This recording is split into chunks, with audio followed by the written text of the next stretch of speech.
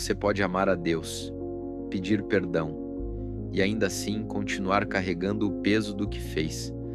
E se você nunca entendeu isso, vai continuar confundindo culpa com a ausência da graça. A história de Sarai ajuda a enxergar essa verdade com muita clareza. Quando pensamos em culpa, muita gente imagina uma cena simples. A pessoa erra, pede perdão, Deus perdoa e tudo fica leve imediatamente. Mas a Bíblia não trata a alma humana com essa superficialidade. Às vezes, a graça de Deus chega e mesmo assim o coração ainda continua ferido.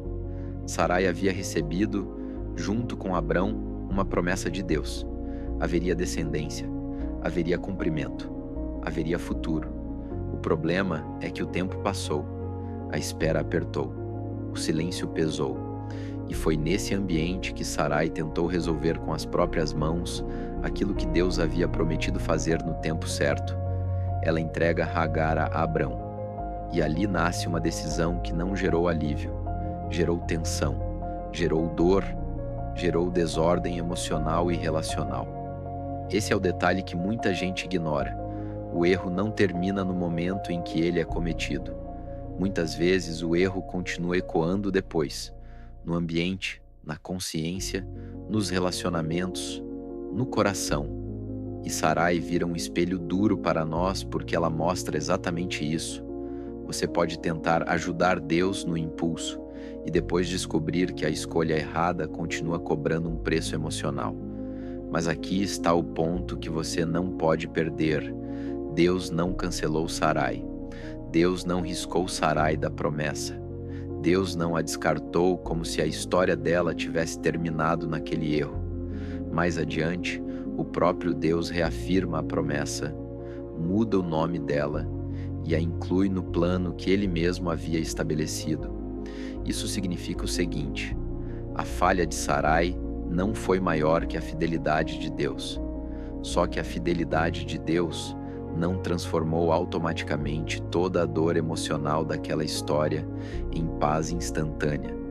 E talvez seja exatamente aqui que muita gente se perde, porque há pessoas que pensam assim: se eu ainda sinto peso, então Deus não me perdoou. Se ainda dói, então a graça não me alcançou. Se ainda me lembro, então eu continuo condenado.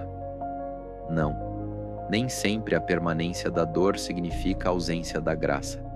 Às vezes, significa que Deus ainda está tratando áreas profundas do coração. Áreas que não se resolvem com uma frase pronta. Áreas que precisam de verdade, tempo, rendição e cura. Isso não é desculpa para o erro. Também não é condenação sem saída. É maturidade espiritual. A Bíblia não minimiza o pecado, mas também não reduz a alma humana a um botão que desliga a dor no momento em que o perdão chega. Graça não é negação emocional. Graça é Deus não desistindo de você enquanto ainda trata o que ficou quebrado. Sarai revela uma verdade que dói, mas liberta. O peso do erro pode continuar por um tempo, mesmo quando Deus ainda está escrevendo redenção sobre a sua história. Então, se você ama a Deus, já se arrependeu, mas ainda sente o coração pesado, isso não significa automaticamente que a graça falhou. Talvez signifique que Deus ainda está tratando o seu coração. Se isso falou com você, comenta: Deus ainda está tratando meu coração. E depois assista ao próximo vídeo da série, porque eu vou mostrar o que a história de Pedro revela sobre queda, culpa e restauração.